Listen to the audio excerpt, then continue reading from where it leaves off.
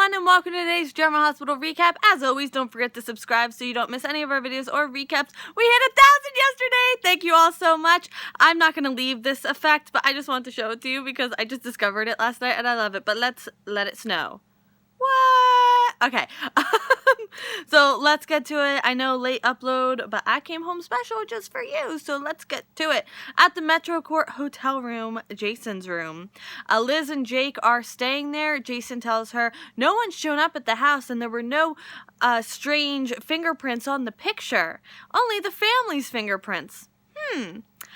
Jason doesn't think it's wise for them to go back for so soon, but Elizabeth is like, well, it's hard for Jake and it's hard for me, you know, having the family like this. It's confusing for him.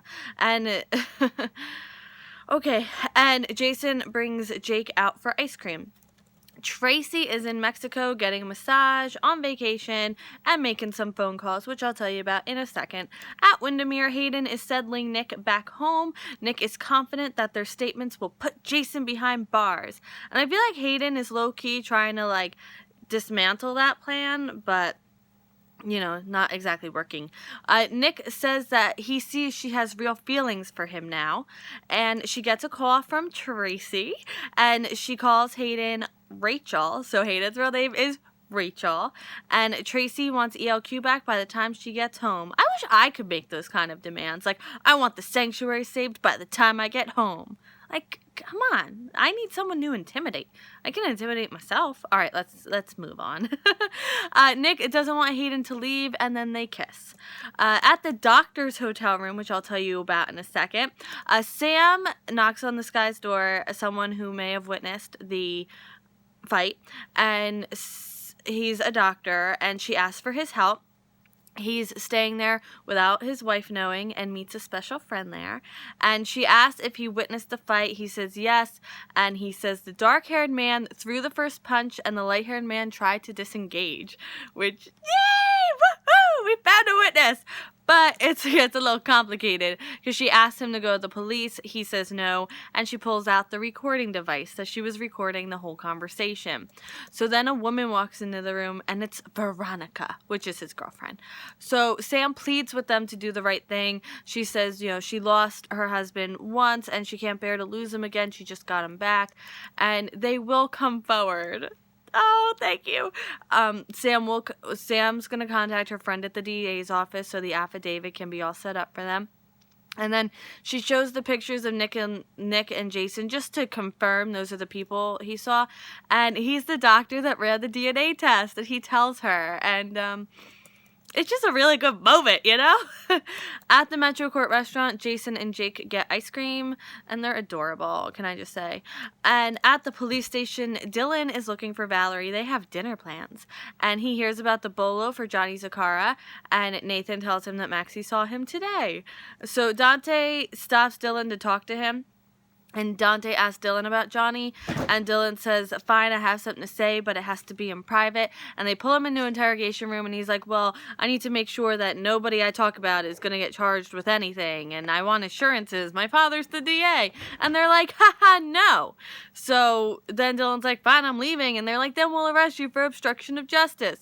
So Dylan is like, look, this isn't even for me, you know? So Dante's like, who's it for? And from Dylan's reaction, he can tell Lulu is the answer. So he says that he saw Johnny weeks ago at the Haunted Star. Snitches get stitches, okay, Dylan? And Dante now thinks that she was with Johnny in the room at the Haunted Star that night, which isn't wrong, but it just isn't as right as he thinks he is. At Maxie and Lulu's, Laura shows up. She heard Johnny Zakara was back in town. The boys are back in town. Sorry, I had to. I'm sorry. So she asks Lulu if she has anything to do with this, and then she doesn't buy anything Lulu says. And because Lulu's like, I haven't heard from him. No. And Laura's like, no, Luke Spencer's daughter should be a better liar. It seems like the kids of the really good liars, not so good liars. We see this with Michael as well. So Laura isn't buying anything Lulu is saying. And Lulu says none of this would be happening if it wasn't for Valerie, which I do have to admit is a bit of a stretch. And now the hostage situation, Valerie and Greg, aka Johnny Zakara, aka you already knew that. Oh, I know, this is what everyone's been waiting for. So Johnny has brought Valerie to a remote cabin. And Valerie thinks this ties to him working for Luke when Luke tried to kill her and her mother. And there's police sirens, but it's not for them. So Johnny sees Lulu's text about call it off, and he's like, too late now. Oh. So Johnny calls Lulu to bring his cash and bag, and he's getting nervous. She doesn't answer. So, Valerie's trying to, like, talk down this whole situation, but it's not gonna work. Sorry, dear. It's not gonna work. So he puts a handkerchief around her mouth to, like, stop her from talking. And he's going to leave her all alone there, and he turns back and doesn't want to leave any loose ends. Dun, dun, dun. And now end scene. Woo! End scene! Sorry, I've been at an expo for the past few hours. I have a lot of energy. So Hayden and Nik sleep together, even though it's very painful for him. And the doctor and Veronica see Jason in the restaurant and tell him that they're going to help clear his name and tell him that his wife tracked them down, and just, oh, it's such a good moment. I'm so happy. And Sam knocks on Jason's hotel room door, and Elizabeth answers. And you know she's gonna make this look like something it's totally not. Which, Elizabeth. But you know what? Then Jason's gonna be like, hey, thanks for clearing this up for me. And Sam can be like, oh, Elizabeth and you are together in your hotel room. And Jason will be like, no. So Dylan tells Dante not to blame Lulu, and to kind of a Freudian slip happen here. It says not to flame Lulu, and I'm gonna tell you something in like 2 minutes that you'll know why that's funny. So Dante is showing the pictures. Oh, Dante is showing the pictures of Valerie paying Johnny and Johnny getting into Valerie's car. So I can't even begin. I can't even put the things together. I'll put it together this weekend.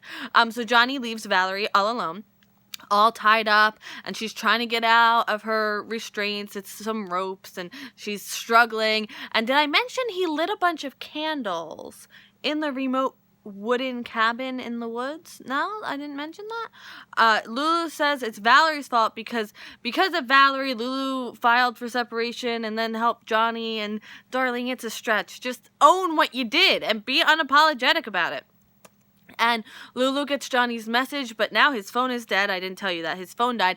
So she's gonna, oh my god, is she gonna show up there? Oh my god, I could see what's gonna happen, and I just, sorry. Okay, so Valerie knocks over a candle, and it's starting to catch on fire. Some leaves are catching on fire. Oh my goodness.